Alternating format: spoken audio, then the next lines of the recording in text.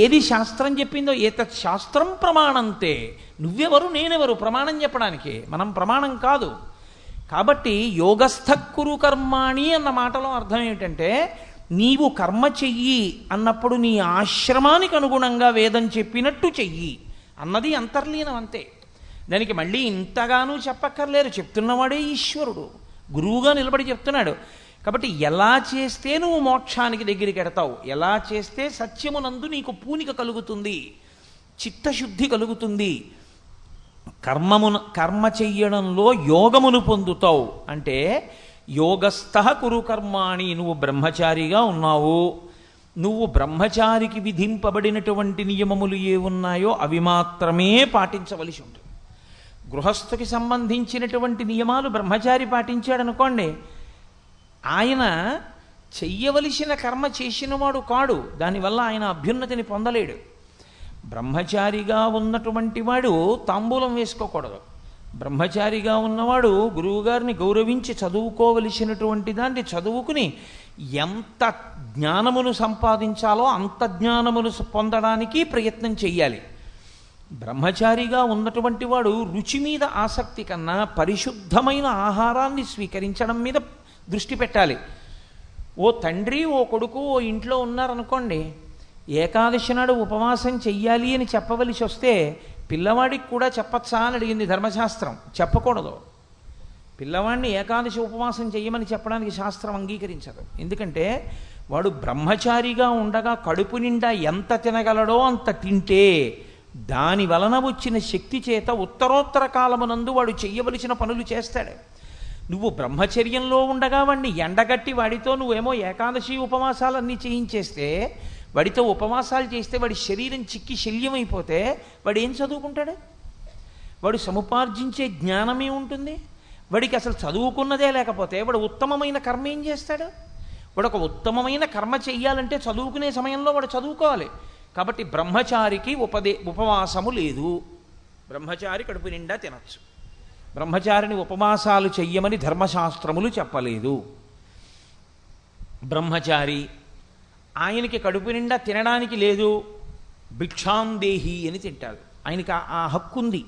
అందుకే ఒకవేళ భిక్షాందేహిని ఇంటి ముందుకు వెళ్ళకపోయినా వారాలు చేసుకుని బ్రతికాడండి అని లోకంలో ఒక మాట ఉంటుంది.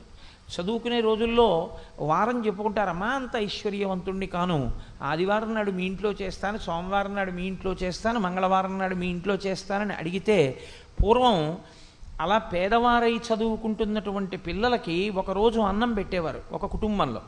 వారాలబ్బాయి అని పేరు. అంటే అది తక్కువతనం కాదు. గృహస్థు ఉన్నది ఎందుకంటే అదిగో అటువంటి వాడిని పోషించి వాడు చదువుకునేటట్టు చేయడానికి. వాడు చదువుకోవాలి కాబట్టి అన్నం పెడుతున్నారు. వాడు అది తినేసేసి చదువుకోవడం మానేస్తే అన్నం పెట్టక్కర్లేదు. వాడు ఇప్పుడు చదువుకుంటాడు, బాగా చదువుకున్న తర్వాత వాడు గృహస్థ అయ్యాడు. ఇప్పుడు గృహస్థ అయిన తర్వాత వాడు విత్తమును సముపార్జించాలి. అప్పుడు ధర్మం అది. భార్య ఇచ్చిన తాంబూలం వేసుకోవాలి, ధర్మం అది. భార్యతో కలిసి పడుకోవాలి, ధర్మం అది. బిడ్డల్ని కనాలి, ధర్మం అది. నా కుటుంబం అంతా వృద్ధిలోకి రావాలి అని కోరుకోవాలి, ధర్మం అది. మెట్ట వేదాంతం తీసుకెళ్ళి ఇళ్లలో చెప్పకూడదు.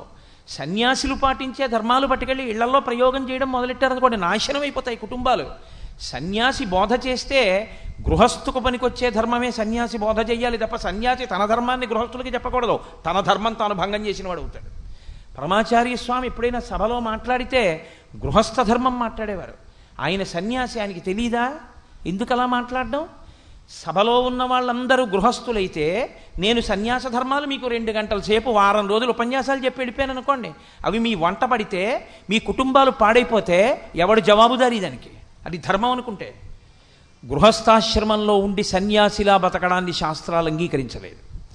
గృహస్థాశ్రమంలో ఉండి బ్రహ్మచారిగా బతకడాన్ని శాస్త్రం అంగీకరించలేదు. బ్రహ్మచారిగా ఉండి గృహస్థులా బతకడాన్ని శాస్త్రం అంగీకరించలేదు. నువ్వు ఏ ఆశ్రమంలో ఉన్నావో దానికి తగిన కర్మ నువ్వు చేసుకుంటూ వెళ్ళాలి.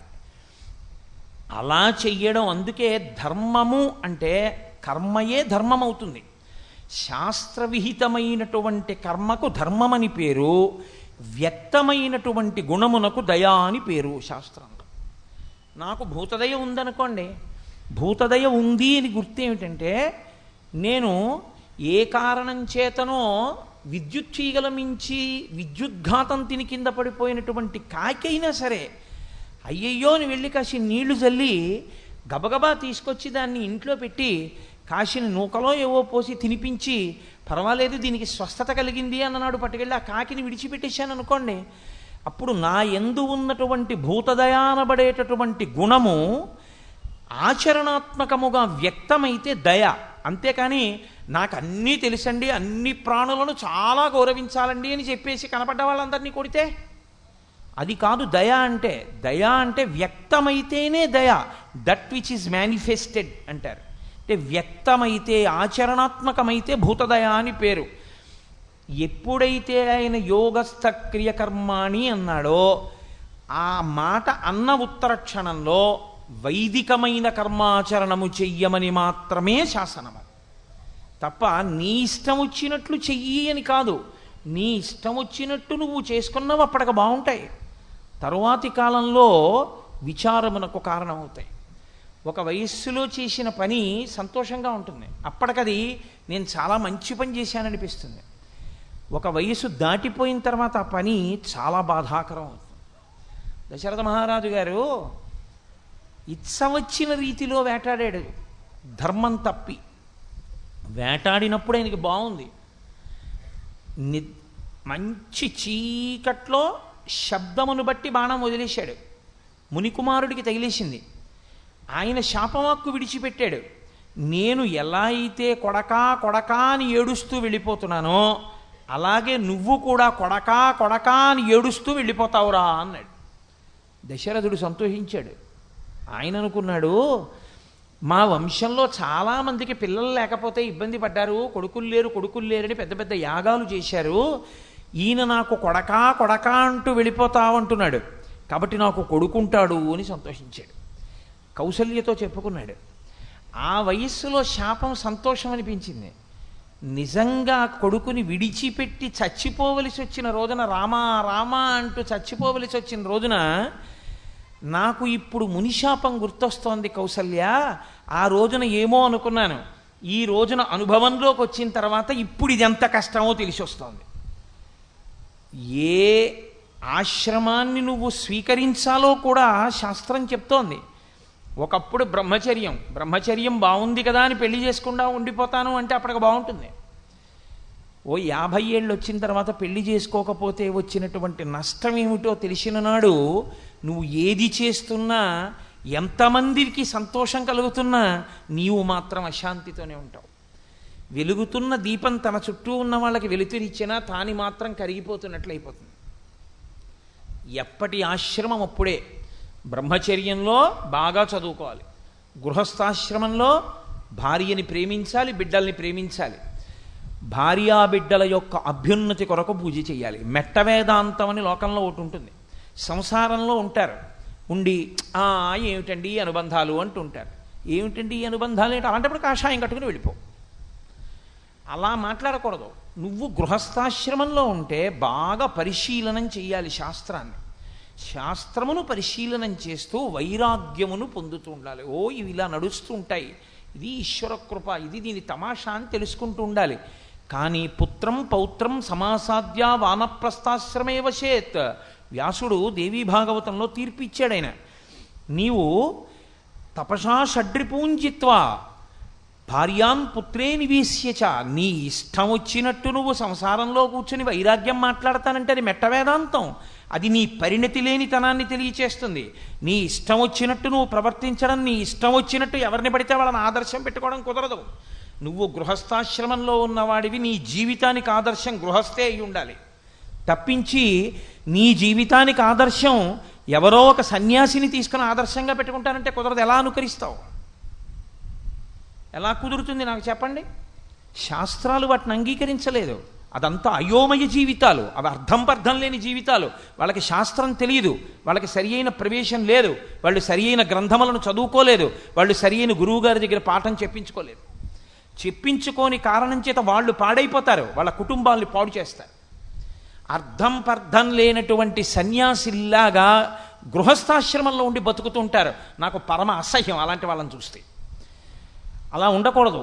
ఏ ఆశ్రమంలో ఉన్న వాళ్ళైనా సరే అలా ఉండకూడదు. బ్రహ్మచారి బ్రహ్మచారిగా ఉండాలి, గృహస్థుగా ఉండాలి, వానప్రస్థుగా ఉండాలి, సన్యాసి సన్యాసిగా ఉండాలి. అంతేకాని ఒక ఆశ్రమాన్ని తీసుకొచ్చి ఇంకో ఆశ్రమంలోకి కలగాపలగం చేస్తే అసహ్యంగా ఉంటుంది. నువ్వు సన్యాసం స్వీకరించావు, ఊరు బయటికి వెళ్ళి కూర్చో, చెట్టు తొర్రలో కూర్చో, శ్మశాన వాటికలో కూర్చో, నీకెందుకు ఆర్సీసీ బిల్డింగు? అప్పుడు నువ్వు అడగకూడదు. ఇక నీకు ఏదీ విడిచిపెట్టలేకపోతే కాషాయం ఎందుకు? అన్నీ విడిచిపెట్టేయగలిగితే కాషాయం కట్టుకో. అన్నీ పొంది ఉండి శాస్త్రమును పరిశీలనం చేసి క్రమక్రమంగా విడిచిపెట్టడం నేర్చుకుంటున్నానంటే గృహస్థాశ్రమంలో ఉండు, తప్పులేదు. నిలవ చేసుకో. వచ్చే నెల వరకు కావలసిన సంభారములన్నీ ఇంట్లో దాచుకొని వండుకు తిను. గృహస్థాశ్రమం అంగీకరించింది, నువ్వు తిను, నలుగురికి పెట్టు. చిత్రం ఏమిటంటే ఏ ఆశ్రమమునందైనా తరించవచ్చు. ఏ ఆశ్రమంలో ఏ కర్మ చెయ్యాలో ఆ కర్మ చేసిన వాడు తరించిపోతాడు. బ్రహ్మచారిగా తరించిపోయిన వాళ్ళు ఉన్నారు. అంతే వయస్సులో ఉండి బ్రహ్మజ్ఞానమును పొందేసి ఆ వయస్సులోనే శరీరం వదిలిపెట్టేసిన తరించిపోయిన వాళ్ళు ఉన్నారు లోకంలో.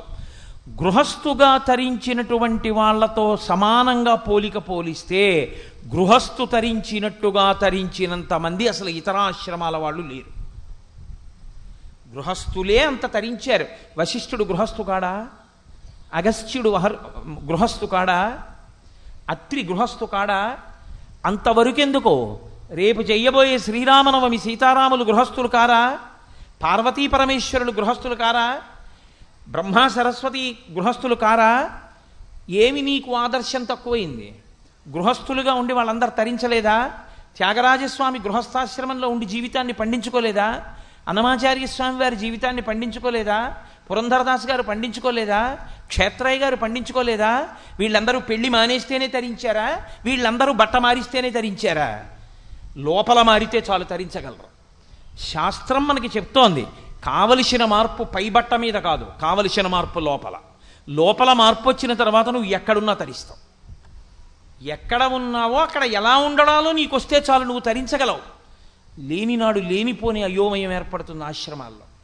కాబట్టి ఆశ్రమము అన్న మాటని సరిగ్గా అర్థం చేసుకోండి. ఆశ్రమము అంటే మనుష్య జీవిత దశ తప్ప ఆశ్రమము అంటే నేను వేరొక రకంగా అన్వయం చేయట్లేదు అని మీరు గమనించవలసి ఉంటుంది.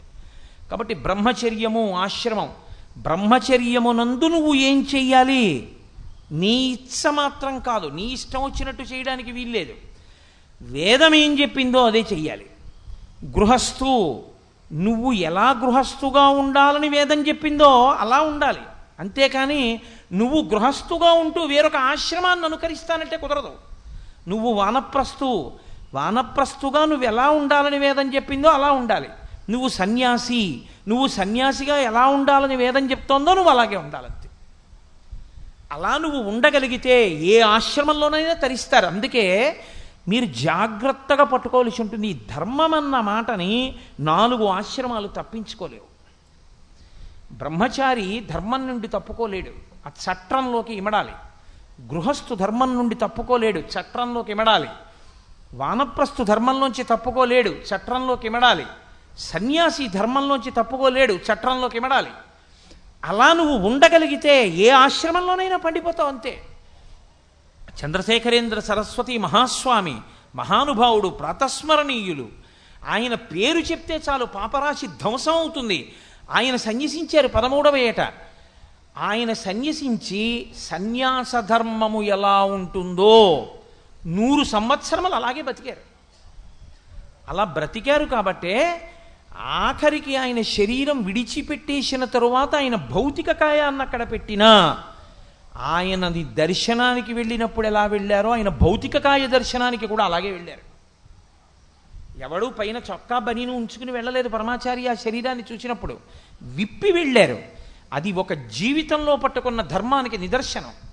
ఒక మనిషికి కీర్తి, ఒక మనిషికి అభ్యున్నతి, ఒక మనిషికి ప్రతిష్ట, ఒక మనిషికి శాంతి, వాడున్న చోట 10 మందికి శాంతి ఎక్కడి నుంచి వస్తాయో తెలుసా అండి? ఆయన పట్టుకున్న ధర్మం నుంచి వస్తాయి. కాబట్టి సన్యాస ధర్మాన్ని పట్టుకున్నారు పరమాచార్య. ఎన్నడూ వాహనం ఎక్కలేదు, ఒక్కనాడు ఆయన జీవితంలో వాహనం ఎక్కలేదు. ఆయన కాలినడకనే వెళ్ళారు. సన్యాస ధర్మం అలా చెప్తోంది, అలా పట్టుకున్నారు. ఆయన అలా తరించారు, మహానుభావుడై లోకానికి ఆదర్శవంతులయ్యారు. ఆయన ఎప్పుడూ మీ అందరూ కూడా ఇలా నడవండి అని ఆయన చెప్పలేదు. అది సన్యాసి ధర్మం. కాబట్టి ఆయన నడిచారు. నేను నా ధర్మమునందెంత పూనిక పొంది ఉన్నానో మీరు మీ ధర్మమునందంత పూనిక పొంది ఉండండి అని చెప్పారు. రాత్రి 2 గంటల వరకు గడ్డివాము దగ్గర కూర్చుని మాట్లాడిన తర్వాత అనుష్ఠానానికి లేస్తుంటే 90 సంవత్సరాల వయస్సులో అప్పుడు ఒక ఆవిడ వచ్చి ఏవో అడిగింది. పిల్లని తీసుకొచ్చి ఏదో ఆవిడ బాధలు చెప్తోంది. చెప్తుంటే ఆశ్రమం సెక్రటరీ విసుక్కున్నాడు. తెల్లవారి 3 అవుతోందమ్మా, ఆయన పడుకోలేదు, ఇప్పటి వరకు ధర్మ సందేహాలు చెప్తూనే ఉన్నారు, 3 అయిందమ్మా, స్నానానికి వెళ్తున్నారు, ఇప్పుడు కూడా ఇంకా మీ సందేహాలే. ఆయన అన్నారు, ఒక్కసారి లోపలికి వెళ్ళి చంద్రమౌళీశ్వరుడి దగ్గర విభూతి ఉంది పట్రా అన్నారు. ఆయన వెళ్ళి పట్టుకొచ్చే లోపల ఆవిడితో మాట్లాడేసి ఆవిడ బాధకి ఉపశాంతి చెప్పి విభూతి ఆవిడ చేతిలో పెట్టి పంపించి ఆయన అన్నారు, నేను ఏనాడు సన్యసించాడో ఆనాడే నేను ఈ శరీరం కాదు అని నిర్ణయానికి వచ్చాను. కాబట్టి ధర్మ ప్రచారమునందు ఈ శరీరము పడిపోతే సన్యాసికి తప్పు లేదు. గృహస్థలా చేయకూడదు, ఈ శరీరాన్ని నిలబెట్టుకోవాలి. ఎందుకని? ప్రయత్నం చేస్తూ ఉండాలి. గృహస్థు దీని మీద ఆదరభావంతో ఉండాలి. ఎందుకని? ఆయన ధర్మం చేయడానికి ఇది సాధనం. ఇందులో ఆయన ఉండకపోతే భార్య ఏమైపోతుంది? ఇందులో ఆయన ఉండకపోతే బిడ్డలు ఏమైపోతారు? గృహస్థాశ్రమం స్వీకరించిన తరువాత నీ ధర్మం ఎప్పుడు పూర్తవుతుందన్న దానికి వ్యాసుడే చెప్పాడు. పుత్రం పౌత్రం సమాసాద్య. నువ్వు మనవణ్ణి చూడాలి, కొడుక్కి కొడుకు పుట్టే వరకు ఉండాలి. అప్పటి వరకు బాగా శాస్త్రములను అధ్యయనం చేసి నీకు ఇప్పుడు పూర్ణ వైరాగ్యం వచ్చేస్తే అప్పుడు నువ్వు తపసా షడ్రిపూంజిత్వ. అప్పుడు కూడా కుదరదు. తపస్సు చేయాలి, 6 శత్రువుల్ని గెలవాలి. ఇక కోపం అన్నది రాకూడదు, అంత గెలవాలి. కామమన్నది ఉండకూడదు, అంత గెలవాలి. లోభమన్నది ఉండకూడదు, అంత గెలవాలి. ఇప్పుడంత గెలిచేసిన తర్వాత ఇంక నీకు ఈ శరీరంలో ఏదో కురుడి అయిపోయినటువంటి కొబ్బరికాయలో ఎలా వేలాడుతూ ఉంటుందో అలా ఇక నువ్వు ఆత్మగా ఉండి ఈ శరీరం డొల్లలా వేలాడుతుంటే ఇక నువ్వు అలా ఉండలేకపోతే అప్పుడు సన్యసించాలి. అప్పుడు కూడా భార్య అనుమతించాలి. భార్య అప్పుడిక అనుమతించకపోతే ఆమెని తీసుకెళ్ళి కొడుకు దగ్గర అప్పచెప్పాలి. కొడుకు దగ్గర అప్పచెప్పి, ఒరే నాయనా నీ అమ్మని జాగ్రత్తగా చూడు సుమా అని అప్పచెప్పి సన్యాసం తీసుకోవాలి. తప్ప చిత్తం వచ్చినట్టు సన్యాసాలు తీసుకోమని శాస్త్రంలో లేదే, వ్యాసుడు చెప్పలేదే. భార్యాన్ పుత్రే నివేశ్యచ, భార్యని పట్టుకెళ్ళి పుత్రుల దగ్గర అప్పచెప్పి సన్యాసం తీసుకోమని చెప్పాడు. అసలు గృహస్థాశ్రమంలోకి వెళ్లకుండా సన్యసించిన వాళ్ళు కొంతమంది ఉన్నారు. వాళ్ళు మహాత్ములైన వారు కొందరున్నారు. శంకర భగవత్పాదులు, బ్రహ్మాచార్య స్వామివారు, శృంగగిరి పీఠాధిపతులు చంద్రశేఖర భారతీ స్వామివారు, ఇటువంటి మహాపురుషులు ఉన్నారు. కాబట్టి నేను ఆ విషయాన్ని స్పృశించను. అసలు అది నాకు అప్రస్తుతం. కాబట్టి అసలు ఆ విషయాల్ని నేను స్పృశించను. కానీ సాధారణంగా ఉండేటటువంటి వ్యవస్థ గురించి నేను మాట్లాడుతున్నాను. ఆ ధర్మం అన్నది నువ్వు విడిచిపెట్టేస్తే అసలు తరించడం అన్న మాటే లేదు. అసలు ధర్మం అంటేనే కట్టుబాటు, ధర్మం అంటేనే నియమం, ధర్మం అంటేనే నువ్వు పాటించవలసినటువంటి ఒక విధి విధానం. అసలు నియమమే లేదు, విధే లేదు, విధానమే లేదు అంటే నువ్వు ఎలా తరిస్తావు నాకు చెప్పు. అసలు తరించడానికి మార్గం ఏది? నీకు పుస్తకాలు ఇవ్వను, నువ్వు స్కూల్కి వెళ్ళక్కర్లేదు, నువ్వు చదువుకోక్కర్లేదు, నువ్వు ఏమీ చెయ్యక్కర్లేదు, నువ్వు బిఏ పాస్ అవ్వు అని నేనంటే అవుతావా? నువ్వు బిఏ పాస్ అవ్వడానికి కావలసిన రీతిలో చదివిస్తే బిఏ పాస్ అవుతావా? ఏ నియమము నీకు అక్కర్లేదు నాన్న, నువ్వు ఏ పుస్తకాలు చదవక్కర్లేదు నాన్న, ఏ పరీక్షకి వెళ్ళక్కర్లేదు నాన్న, పేరు పక్క బిఏ పెట్టేసుకుంటే నువ్వు బిఏ అంటారా? అరెస్ట్ చేస్తారు. నియమము లేదన్నమాట లేదు శాస్త్రంలో. నియమము లేదు, విధానము లేదు, మీ ఇష్టం అన్నమాట లేదు వేదాంతంలో. వేదాంతంలో ఆ మాట స్పష్టంగా ఉంది. దాన్ని తిప్పి చెప్పడానికి మనకు అధికారం లేదు. నన్ను భగవద్గీత చెప్పమన్నారు కదా, నేను భగవద్గీత చెప్తున్నానని మీరు గుర్తించవలసి ఉంటుంది. కాబట్టి యోగస్థ కురు కర్మాణి, నీవు బ్రహ్మచర్యమునందు ఏ ధర్మమును పట్టుకోవాలో అది పట్టుకో, గృహస్థుగా ఏం పట్టుకోవాలో అది పట్టుకో. నేను గృహస్థుని అవ్వకుండా ఉంటేనండి తప్పు, అలా ఉండకూడదు. ఎందుకు పాడైపోతావో జరత్కారు వృత్తాంతం చెప్తాను. మొన్ననే కదా మీకు మహాభారతం ఆదిపర్వం చెప్పినప్పుడు చెప్పాను. మారి తీరాలి. కట్టు విడుపు, పట్టు విడుపు అంటారు శాస్త్రంలో. పట్టుకోవడం తెలియాలి, విడవడం తెలియాలి. పట్టుకోవలసిన చోట పట్టుకోకపోయినా ప్రయోజనం ఉండదు, విడవవలసిన చోట విడవకపోయినా ప్రయోజనం ఉండదు. పాలగిన్నె వేడిగా ఉన్నప్పుడు పటకారతో పట్టుకోవాలి. డికాక్షన్లోకి పాలు పోసేసిన తర్వాత కూడా ఇలా పట్టుకోవడం ఎంత బాగుందో అని పటకార అలాగే పట్టుకుంటానంటే ఇంక మీకు ఆ గిన్నె పాలు ఎందుకు పనికిరావు, విడిచిపెట్టేయాలి పటకార. పటకార పట్టుకుని విడిచిపెడితేనే మీకు వేడి గిన్నెకి ఇంతకి దింపుకోవడానికి పనికొస్తుంది. పటకార అంటే ఓసారి పట్టుకున్నది విడవదో అంటే ఇక అది పటకార కాదు. పట్టకార అని పేరైనా పట్టి విడుచు పరికరము అని దాని అర్థం. నీవు బ్రహ్మచర్యమునందే ఉండిపోతానండి పెళ్లి చేసుకోకుండా. ఉండిపోయిన వాళ్ళు, అనుభవించిన వాళ్ళ జీవితాలు చూస్తే మీకు తెలుస్తుంది. వాళ్ళు పాడయ్యారు, వాళ్ళని కన్నవాళ్ళు పాడయ్యారు. జరత్కారు పాడవల భీష్మాచార్యుడంతటి వాడు ఏడిచాడు కొడుకు లేకపోయినటువంటి కారణానికి, సంతానం లేనటువంటి కారణానికి. కాబట్టి నువ్వు బ్రహ్మచర్యాన్ని విడిచిపెట్టేయాలి. కొన్నాళ్ళు పట్టుకున్నావు, వదిలిపెట్టేయాలి, గృహస్థాశ్రమంలోకి వెళ్ళిపోవాలి. అది కురుకర్మాణి అన్న మాటకు అర్థం అది. అసలు వేదం ఎలా చెప్పిందో నువ్వు అలా బ్రతుకు. అలా నువ్వు బ్రతకడం వస్తే అసలు ముందు నువ్వు వేదమును ప్రమాణము అని అంగీకరించడం నీకు చేతనైతే, ఇదే శంకర భగవత్పాదులు అవతార పరిసమాప్తి చేస్తూ లోకానికంతటికి ఇచ్చిన సందేశం. ప్రతిరోజు వేదో నిత్యమధీయతాం తదుదితం కర్మస్వనుష్ఠీయతాం. ప్రతిరోజు వేదం చదవండి. వేదంలో ఏం చెప్పారో అది చెయ్యండి. మేము వేదం చదవలేదండి, మాకు వేదం చదువుకోవడానికి కావలసినటువంటి సమర్థత లేదండి. ఎలా? ఏమీ బెంగలేదు, స్మృతి చదువు. నీకు వేదంలో ఏ ఏ విషయాలలో ఏవి ఎలా చెయ్యాలని చెప్పిందో అవన్నీ స్మృతులుగా ఉన్నాయి. గౌతమ స్మృతి, అత్రి స్మృతి, యాజ్ఞవల్క స్మృతి, మనుస్మృతి, ఋషుల పేరు మీద ఉన్నాయి. పరాశర స్మృతి. స్మృతి చదువు. నాకు స్మృతి కూడా తెలియదండి, పురాణం చదువుకో. పురాణం కూడా చదవలేనండి, చెప్పినప్పుడు విను. పురాణంలో వేదంలో ఏం చెప్పిందో దాన్నే భూతద్దం పెట్టి చూపిస్తారు. అబ్బాయి, నువ్వు బ్రహ్మచర్యమునందు ఉండిపోకూడదయా, బ్రహ్మచర్యంలో కొన్నాళ్ళు ఉండి విడిచిపెట్టి గృహస్థు అయిపోవాలి సుమా. ఏ ఒక్క కారణమునకు కూడా నీవు బ్రహ్మచారిగా ఉండిపోవడానికి శాస్త్రం అంగీకరించదు. నువ్వు గృహస్థు అయిపోవాలి. అలా అవ్వకపోతే నీ పితృదేవతలు కూడా పాడైపోతారా. నమ్మకం ఏమిటి? వేదంలో చెప్పిన దాన్ని భూతద్దంలో, మహాభారతం ఆదిపర్వంలో జరత్కారోపాఖ్యానంగా చెప్తుంది. దేవీ భాగవతం జరత్కారోపాఖ్యానంగా చెప్తుంది. ఇప్పుడు నువ్వు పురాణం విన్నా, పురాణం చదివినా వేదం ఏం చెప్పిందో అదే నీకు తెలుస్తుంది. అది తెలిస్తే వెంటనే ఓ ఇది ఇలా ఉండాలన్నమాట అన్న విషయం నీకు అర్థమవుతుంది. కథారూపంగా నువ్వు పురాణంలోంచి విన్నా నీకు అందేది వేదమే, స్మృతిగా విన్నా నీకు అందేది వేదమే, వేదం చదువుకున్నా అందేది వేదమే.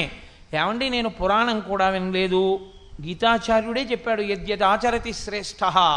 ఇవన్నీ చదువుకున్న వాళ్ళు ఎలా బ్రతుకుతున్నారో అలా బ్రతుకు. వాళ్ళని ఆదర్శంగా తీసుకో. లోకంలో వాళ్ళు బ్రతుకుతున్నట్లు బ్రతుకు. నీకు అనుమానం వస్తే వారిని ఆశ్రయించి అడుగు. అడిగి, అయ్యా ఈ విషయంలో నేను ఎలా ఉండవలసి ఉంటుందండి అని అడిగి వాళ్ళు చెప్పినట్టు జీవించడం నేర్చుకో. నువ్వు తరిస్తావు. ఇవేవి పక్కన పెట్టేసి నేను అన్నది ప్రమాణం అండి అని బతుకుతానంటే, బ్రతకడం అనేటటువంటి దాంట్లో ఈశ్వరుడు బుద్ధినిచ్చాడు కాబట్టి స్వేచ్ఛనిచ్చేస్తాడు. ఆయన ఏం అడ్డుపడిపోయి నేను చెప్పినట్టు నువ్వు బతకట్లేదు అబ్బాయి నీ ప్రాణం తీసేస్తానని ఆయన అండవు. మీరు ఒకటి జ్ఞాపకం పెట్టుకోండి. నేను కాశీ వెళ్ళాలి అనుకున్నాను. నేను కాశీ వెళ్ళాలి అనుకుంటే ఏదో గౌతమి ఎక్స్ప్రెస్ ఎక్కి విజయవాడలో దిగి అక్కడ గంగా కావేరీ ఎక్స్ప్రెస్ ఎక్కి కూర్చున్నాను. ఎక్కి కూర్చుంటే ఏదో ఓ రోజు ప్రయాణం చేస్తే కాశీపట్నంలో దిగిపోయాను.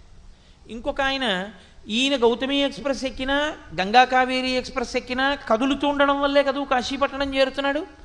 నేను కదులుతూనే ఉంటాను, నేను ఎందుకు చేరను కాశీపట్నం అని. నేను కాశీలో దిగేంత వరకు, నేను ఇంట్లో ఎప్పుడు బయలుదేరానో ప్రయాణం అప్పుడు ఆయన ప్రయాణం మొదలెట్టాడంటే ఆయన కదులుతున్నాడు. ఆయన ఉయ్యాలెక్కి కూర్చున్నాడు. ఇప్పుడు ఉయ్యాలెక్కి నేను కాశీలో దిగేంత వరకు ఆయన ఊగుతూనే ఉన్నాడు. ఆయన కదలటం లేదని మీరు అనగలరా? నేను ట్రైన్లో కూర్చుని ఎలా కాఫీ తాగానో అలాగే కాఫీ తాగాడు. నేను ట్రైన్లో ఎలా సీట్ ఒకటే దొరికితే పడుకుంటానో అలాగే ఉయ్యాల తాడు మీద జాగ్రత్తగా పట్టుకు పడుకున్నాడు. ఆయన 2 రోజులు ఉయ్యాలు ఊగాడు, నేను 2 రోజులు రైల్లో వెళ్ళాను. నేను కాశీలో దిగాను, ఆయన ఎక్కడ దిగుతాడు? ఎక్కడున్నాడో అక్కడే దిగుతాడు. మరి 2 రోజుల ప్రయాణం ఏమైంది? చేశావురా ప్రయాణం, నీది ఉయ్యాల ప్రయాణం, నువ్వెక్కడ దిగుతావు కాశీలో? ఎవడు కాశీ వెళ్ళడానికి సాధనాన్ని సరి అయింది ఎంచుకున్నాడో వాడు కాశీ వెడతాడు. ఎవడు ధార్మికమైన కర్మ చేశాడో వాడు జీవితాల్లో తరిస్తాడు. ధర్మాన్ని విడిచిపెట్టి చేసిన కర్మ తరించడానికి హేతు ఎందుకు అవుతుంది? కర్మగా మిగులుతుందంతే. అందుకే యోగ కర్మసు కౌశలం అన్నాడు ఆయన. ఆయన 3 సార్లు దాన్ని నిర్వచనం చేశాడు గీతాచార్యుడు. యోగ కర్మసు కౌశలం. యోగం అంటే సమత్వం ఉచ్యతే, అన్నిటి యందు సమానమనేటటువంటి భావన కలిగి ఉండుట. అనేన యుజ్యతే ఇది యోగ, అనేకముగా ఉన్నవి ఒకటైపోవడం యోగం. యోగము అన్న మాటకు అర్థం ఏమిటో అందుకే అర్జున విషాద యోగము. ఎన్ని మొదలుపెట్టినా గీత ప్రారంభం మాత్రం ఒక్క మాటతోటే, ధర్మక్షేత్రే కురుక్షేత్రే. ధర్మమే. నేను ఎన్ని శ్లోకాలు చెప్పినా, ఎన్ని అధ్యాయాలు చెప్పినా, ఎంత తలకొట్టుకున్నా నేను చెప్పేది అంతా కలిపి ఏమవుతుందంటే 2 మాటలు అవుతుంది ధర్మం.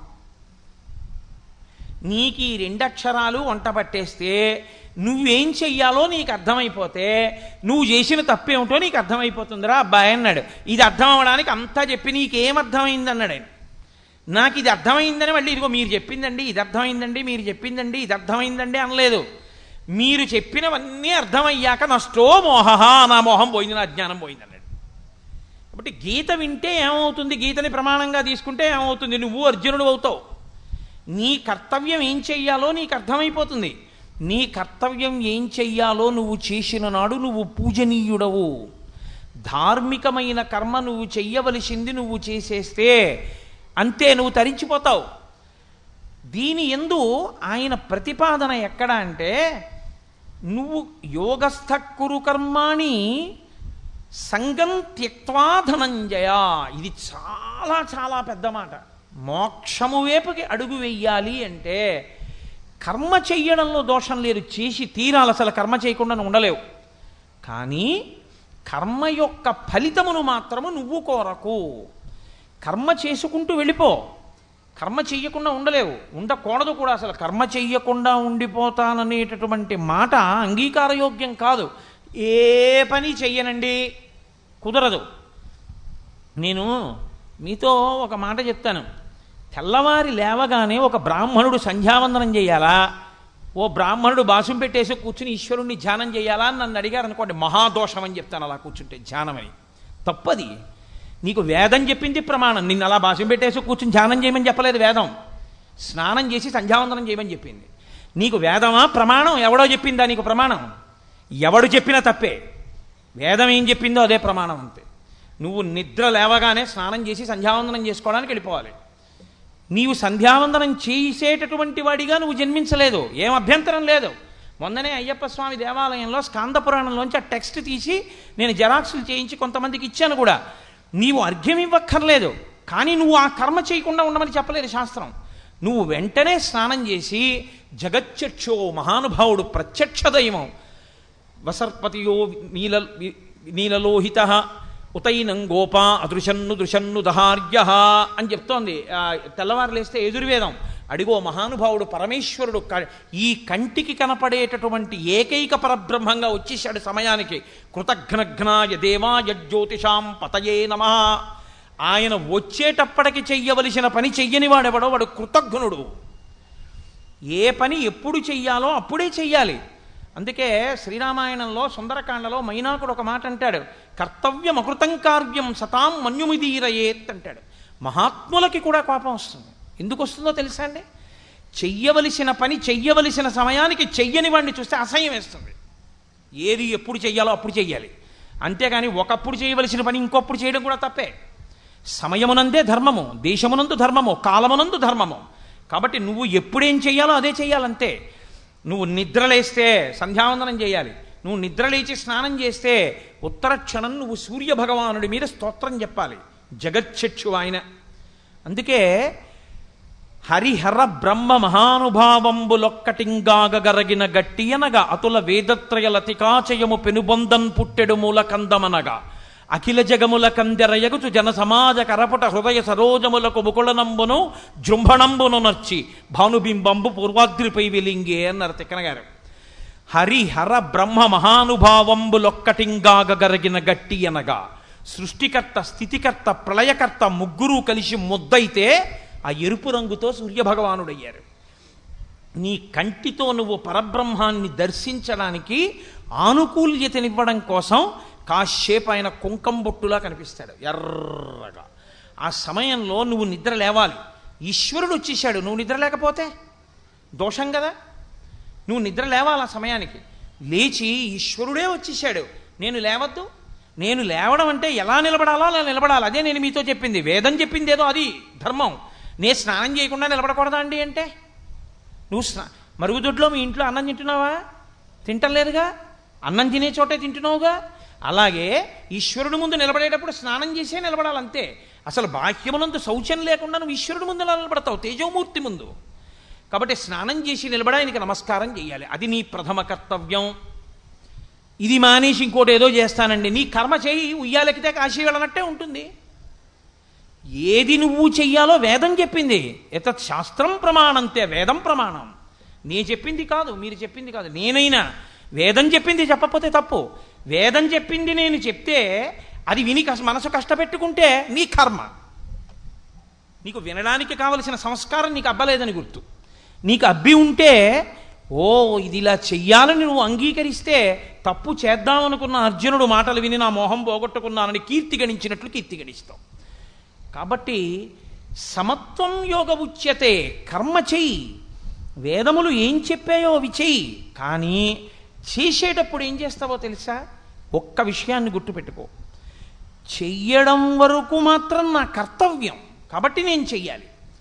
కానీ దీనికి ఫలితం ఇలా వచ్చేయాలని మాత్రం నేను ఆశించకూడదు.